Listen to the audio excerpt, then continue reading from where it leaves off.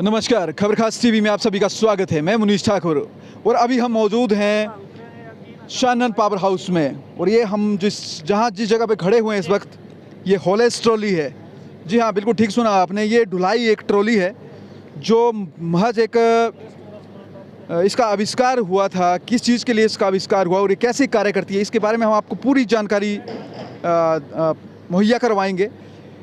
Actually इसका जो आविष्कार हुआ था, ये जोगिंदर से बरोट दो घाटियों को जोड़ने के लिए हुआ। और इस जो ये ट्रॉली है, ये सामान और जिस तरह आप देख रहे हैं, इसमें कुछ भी सामान जैसे भारी सामान ले जाने के लिए, और इसकी क्षमता के बारे में आपको बताएंगे, इसकी कितनी वज़न और कितनी टन उठाने की क्षमता है। और जो हमारे साथ कर्मचारी होंगे उनसे हम आपको ये बताएंगे। और ये बेसिकली जो चलती है वो सिर्फ एक केबल के माध्यम से चलती है। और किस तरह से ये स्टार्ट होती है, ये हम हर चीज़ आपको बताएंगे। और इसका जो निर्माण था वो 1928 में जो एक ब्रिटिश इंजीनियर कर्नल बीसी बैटी के द्वारा किया गया था। और क्या कुछ और जो रोचक जानकारी है, इसके साथ साथ हम आपको देते चलेंगे। तो जब ये ट्रॉली स्टार्ट होगी, जैसे स्टार्ट होगी, हम आपको इसकी विधि बताएंगे कि किस तरह से शुरू होती है। ये जो भाई साहब हैं, ये इन्होंने बिल्कुल यहाँ पे सिग्नल दे दिया है। ये इन्होंने एक मेटल की कुछ स्टिक है, छड़ी है, उसको इस जो वायर है इसके साथ तीन बार अटैच किया। और इससे क्या होगा, मुझे मतलब ये बताइए कि इससे क्या चीज़ होगी। ये तो चल पड़ी है। वहाँ जहाँ हमारा मेन कंट्रोल है वहाँ पे बेल बजेगी और उसको पता लग जाएगा बंदे को कि यहाँ से चलने के लिए तैयार है। बिल्कुल। और ये अब चल भी पड़ी है। बिल्कुल आप देख रहे हैं सीधी सी तस्वीरें बिना किसी मोटर की। और बफर स्टॉप से अभी हम सीधे ही जा रहे हैं, आपको सीधी तस्वीरें अभी दिखा रहे हैं यहाँ से। और कितना सुंदर और कितना प्यारा ये नज़ारा है, और कितनी टेक्नोलॉजी जिसको हम कहते हैं, बिना गेहर के, बिना किसी इंजन के ये ट्रॉली आपके सामने चल पड़ी है। और कितना करीब वजन अपने साथ ले जाती है। जितना हमें इसके बारे में जानकारी प्राप्त हुई है, तो जानकारी के अनुसार इसमें 5 टन, 10 टन और 15 टन की जो कैपेसिटी है वो है। लेकिन इसके साथ एक चीज़ और है, अगर 15 टन आप ले जा रहे हैं तो इसमें जो आपकी इसकी गति होगी वो थोड़ी धीमी हो जाएगी। और अगर आप इसमें 5 टन या से कम इसमें लोड होगा तो इसकी गति जो है वो थोड़ी फास्ट होगी। कुछ इस तरह के तथ्य हैं। मतलब आज से 100 साल पहले इस तरह का जो एक साइंस, जिसको हम साइंस की दुनिया में एक चमत्कार ही मान सकते हैं, बहुत ही बड़ा एक सरप्राइज़ है एक विज्ञान के लिए भी। क्योंकि कहीं ना कहीं साइंस को भी सोचने पर मजबूर होना पड़ता है कि जैसे इसको रोकते हैं, जैसे ये चलती है, और जैसे ये 5, 10 से 15 टन वज़न बिना ड्राइवर से और बिना किसी इंजन से आराम से ले जाते। जैसे कोई बड़ा सामग्री को ले जानी हो, कभी आपकी ट्रॉली ख़राब हो जाती है तो कैसे मैनेज करते हैं? तब सर सबसे पहले दिक्कत तो यही आती है कि हमारे ऊपर इलेक्ट्रिसिटी ना पहुंचे, तब हमें इस ट्रैक से पैदल होके जाना पड़ता है। तब भी ये लाइन स्टाफ ही है जो सबसे पहले ऊपर जाके अपना काम करता है, क्योंकि जब तक ऊपर बिजली नहीं पहुंचेगी, जो ऊपर मशीन है वो वर्क नहीं करेगी। तो हमें यहाँ से पैदल भी जाना पड़ता है, कई बार 2 बार भी जाना पड़ता है। जी सर। जी बहुत बढ़िया, बिल्कुल सही कहा इन्होंने कि अगर यहाँ पे जो बिजली विभाग के कर्मचारी हैं और जो बिजली यहाँ पे नहीं जाएगी, अगर वहाँ पे कोई कट लग जाता है तो बहुत बड़ी समस्या आ जाएगी, बड़ी दिक्कत आ जाएगी। हम चाहते हैं, देखिए आप ग्रामीणों को भी थोड़ा सा दिखाएं कि किस तरह से ये मेहनत करते हैं और किस तरह से ये यहाँ पे सामान यहाँ पे ढोते हैं। और कहीं ना कहीं इसका ये जो अभी मिलन है, मिलाप है, ये आपके सामने है। क्योंकि ये दोनों ट्रॉलियाँ भी एक साथ इकट्ठा हो रही हैं और ये सेंटर पॉइंट इसको हम मान सकते हैं, क्योंकि सेंटर पॉइंट है। और दोनों ट्रॉलियाँ आपके बिल्कुल साफ तौर पे आप देख सकते हैं, साफ सीधी तस्वीरें। बिल्कुल ये बिना किसी ड्राइवर के और बिना किसी इंजन से इस वक्त चल रही है। नाम पूछ दे अम्मा जी, सारा नाम क्या? निमड़ी। इमली। निमड़ी निमड़ी निमड़ी। बढ़िया बढ़िया, बहुत बढ़िया नाम है। तो अम्मा जी अबे क्या करना उसे चली रही? घास लियावना। घास लियावना चली रही। रोज जाते ट्रॉलियों? हाँ, काली जाते चढ़े। अच्छा, काली जाते। केड़ा लगता उस जो ट्रॉलियों बैठना? ठीक लगता। बढ़िया। क्या बोलना चाहें लोग का जो? क्या बोलना? कुछ बोलना चाहें भाई, तुझसे भी आवत है जो कुछ बोलना चाहो? मतलब खुश रहो, कुछ बोलना चाहो? मैं ऐसा नहीं आਉਂਦਾ ਬੋਲਣਾ ਜੀ नहीं तो क्या क्या गा लेंदे, किस टाइप का गा लेंदे उसे?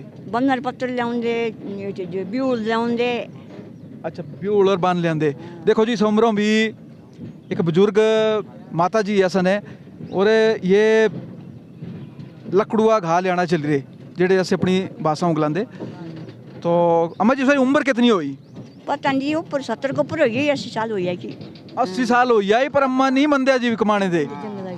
ये इतना राज क्या अम्मा जी, इतना राज क्या तुसे हाली भी मतलब काफी मजबूत है तो तेरा क्या राज है? लोका दसा थोड़ा जी। क्या राज होना जी, क्या पता क्या राज है जी। कोई खाना पीना? दूध खांदे अच्छा बकरियां दूध पींदे? हाँ बकरिया दूध पींदे।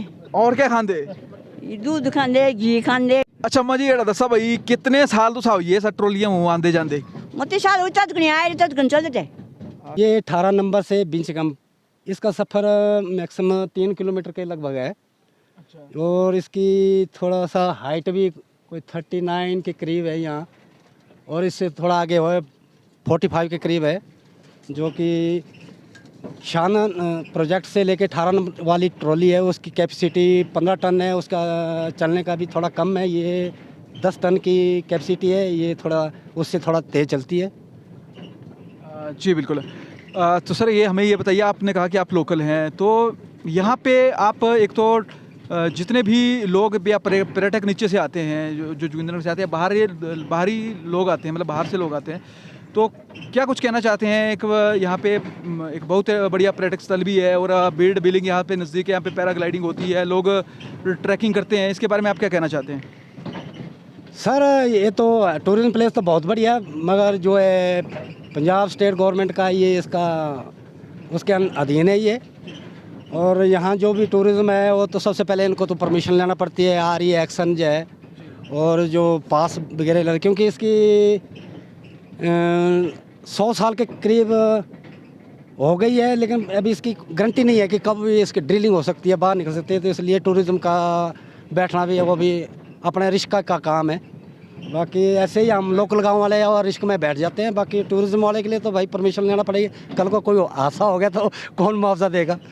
बिल्कुल सर, बहुत बढ़िया सर ने एक बात कही है कि टूरिज़्म के लिए परमिशन लेना अनिवार्य है। और वैसे तो 100 साल हो चुके हैं, अभी भी ये बिल्कुल जो ट्रॉली है बिल्कुल सही तरीके से अपना कार्य कर रही है। लेकिन कहीं जगह पे हमें ये भी थोड़ा सा दिख रहा है जैसे कि अभी कुछ इसमें मतलब कुछ चीज़ें ऐसी है जिसमें मेंटेनेंस की बहुत ज़रूरत है।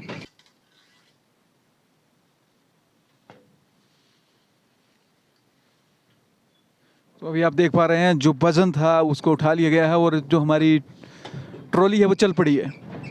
तो ये भारी भरकम जो कई टनों के हिसाब से आगे जो वज़न था वो चल पड़ा है। और अभी आप बिल्कुल लाइव तस्वीरें देख पा रहे हैं खबरकास्ट टीवी के माध्यम से। तो फाइनली हम पहुंच चुके हैं बीच कैंप में। जी हाँ, मेरे पीछे आप लाइव तस्वीरें अभी देख पा रहे हैं, ये बीच कैंप है। और अभी हम जहाँ पे सफ़र करके आए हुए हैं, हम आए हुए 18 नंबर से बीच कैंप तक, जहाँ की हमने बीच में 2 ट्रॉलियाँ चेंज की है। ट्रॉलियाँ 2 इसलिए चेंज की हैं कि कुछ ट्रैक का वहाँ पे प्रभावित है, जिस वजह से ट्रॉली चेंज हुई। थोड़ा ट्रैक हमने पैदल भी किया है। मैं चाहूँगा अपने सहयोगी कैमरामैन से कि थोड़ा सा वो नीचे का दृश्य दिखाएं। ये जोगिंदरनगर का दृश्य है, कांगड़ा का दृश्य है, और ये साथ में मैं आपको ले चलूँ तो धर्मशाला तक का दृश्य आप देख पा रहे होंगे। और साथ में बीड बिलिंग, जहाँ से लोग पैराग्लाइडिंग करने के लिए देश विदेशों से आते हैं। लेकिन हमारा एक मकसद है आने का कि हमारी जो सरकारें हैं, वो चाहे पंजाब सरकार हो चाहे हिमाचल सरकार हो, मैं भारत सरकार से एक विनम्र विनती प्रार्थना करता हूँ कि ये जो बंद पड़ी जो लाइन है यहाँ से लेकर बरोड़ तक, इसको आप पुनः सही कीजिए।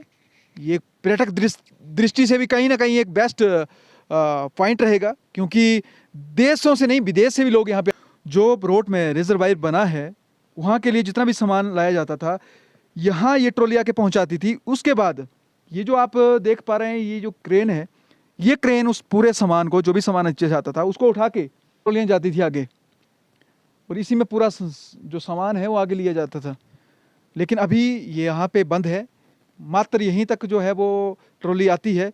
इसके आगे अब ये थोड़ा सा कोई समस्या के चलते हुए अवरुद्ध हो चुका है, क्योंकि कई लाइन्स ऐसी हैं जो बहुत ही पुरानी हो चुकी हैं, 100 साल से ऊपर का समय हो चुका है।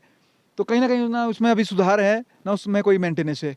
और बात करें सरकारों की, क्योंकि ये प्रोजेक्ट जो है वो हिमाचल से जाता है, लेकिन ये पंजाब सरकार के अधीन है। तो कहीं ना कहीं ये शायद दोनों सरकारों के बीच में ये मसला रहा होगा कि ये इसको हिमाचल वाले ठीक करें या पंजाब वाले। तो इसको जो 100 साल का लीज था वो लगभग अब पूरा होने वाला है। कब पूरा होगा ये तो इसकी थोड़ी पूरी जानकारी नहीं है, लेकिन अभी 2024 या 25 तक ये शायद पूरा होने वाला है। उसके बाद हिमाचल सरकार इसके ऊपर क्या एक्शन लेती है, क्या काम करती है, वो ये एक देखने वाली। अभी हम बीच कैंप से चलते हुए ब्रॉड की ओर जा रहे हैं और रास्ते में हमें इस तरह की भारी भरकम जो बर्फ़ है वो पड़ी हुई मिली है। तो मुझे लगता है कहीं ना कहीं ये हमारा हिमाचल और जोगिंद्रनगर का मिनी स्विट्ज़रलैंड हम इसे कह सकते हैं। अगर आपको विश्वास नहीं है तो बिल्कुल लाइव तस्वीरें हम आपको दिखा रहे हैं। ये पूरी टोटल बर्फ़ है और इस तरह का मंजर जो ये रेलवे ट्रैक जो आपको यहाँ से जो ब्रॉड की ओर जा रहा है बिल्कुल उसके ठीक बीचों बीच ये पड़ता है। और कहीं ना कहीं खासा अच्छा जो पर्यटक जिसे स्थल हम कह सकते हैं ये बन सकता है। इससे चाहिए हमारी सरकारों को कि ये जो वेस्टेज जो एक रेलवे ट्रैक का इस टाइम हम इसे यही कह सकते हैं कि इसका कोई उपयोग नहीं है। यदि यहाँ पे कोई टॉय ट्रेन्स वगैरह चला दी जाए जिसमें पर्यटकों को ज़्यादा मतलब प्रोत्साहन दिया जाए और इस और थोड़ा ध्यान दिया जाए तो ये मुझे लगता है कि भारत का और अपने हिमाचल का मंडी का जोगिंद्रनगर का एक मिनी स्विट्ज़रलैंड हम इसे बड़े आराम से कह सकते हैं। हम आपको दिखाना चाहते हैं ये बटर्सब्रो इंजीनियर्स, ये 5 टन का जो एक क्रेन था इसकी इंजीनियरिंग थोड़ी सी हम आपको बताना चाहेंगे। जो 100 साल पहले आप देख सकते हैं कितनी एडवांस रही होगी। 5 टन तक ये वजन उठा सकती थी ये क्रेन जो है, और इंग्लैंड निर्मित थी।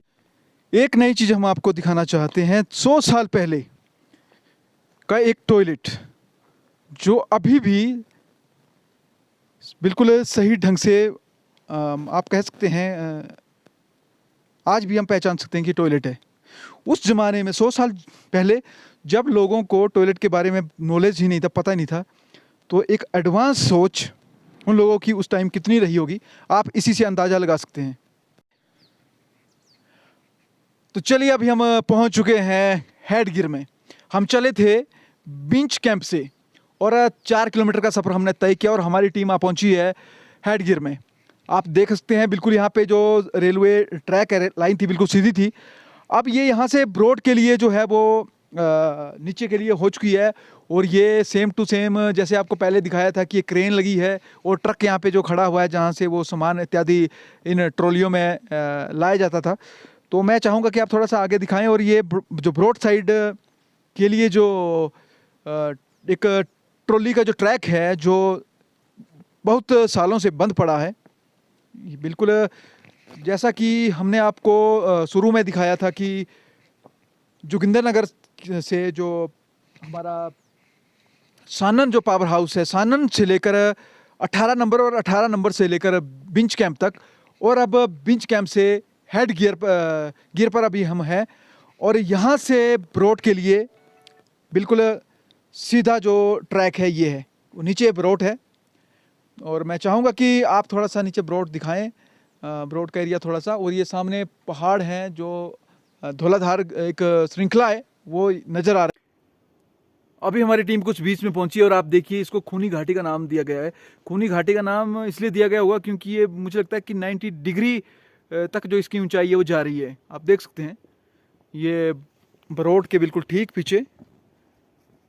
ब्रॉड के लिए जितना भी कंस्ट्रक्शन का वर्क था और वहाँ पे जितना भी मटेरियल्स या मशीनरीज लाई जाती थी वो इसी ट्रैक पर लाई जाती थी।